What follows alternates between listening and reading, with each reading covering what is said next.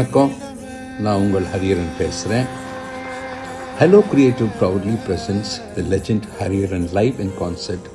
அதோட press meet January 3rd, 2024 பினாங்கில் நடக்க போகுது. சாயந்தரம் 6 மணிக்கு நடக்கும். மறக்காமல் எல்லாரும் வந்துடுங்க. We'll all have great fun. Book the event tickets at ticket2u.com.my. Event brought to you by Hello Creative. Cheers.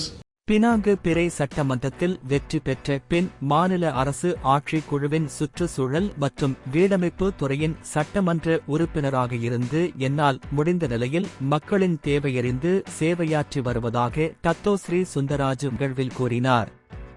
அதே வேளையில் நமது உரிமைக்காவும் தமிழ் சார்ந்து மொழி கலாச்சாரம் பண்பாடு சமய விஷயத்தில் பாதிப்பு ஏற்பட்டால் அதற்கு இந்த நாட்டு இந்திய வம்சாவளியினர் முதல் நிலையில் குரல் கொடுக்க வேண்டும் என்று கேட்டுக்கொண்டார். என்னை பொறுத்தமட்டில் எனக்கு கொடுக்கப்பட்ட அதிகாரம் சிறிதானது அல்ல. என்னை தேடி வருவோருக்கு என்னால் முடிந்தவற்றை செய்து கொடுப்பதில் உண்மையாக இருந்து வருகிறேன் என்றார்.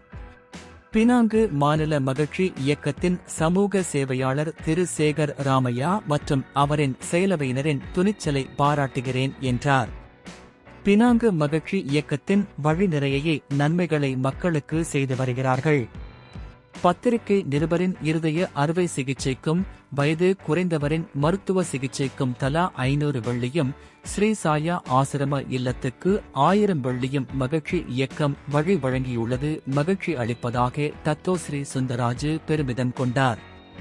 பயிற்சி பட்டறைகள், கல்வி வகுப்புகள், தனித்து வாழும் குடும்ப உறுப்பினர்களுக்கு தனி வருமானம் ஈட்டு வழிகள், திருவிழா காலங்களில் ஆலயத்தில் தொன்றிய பணிகள், ஆண்டுதோறும் சுற்றுலா பயணங்கள் போன்றவற்றில் ஈடுபட்டு வருவது பாராட்டக்கூடியவை என்றார் டத்தோஸ்ரீ சுந்தராஜு.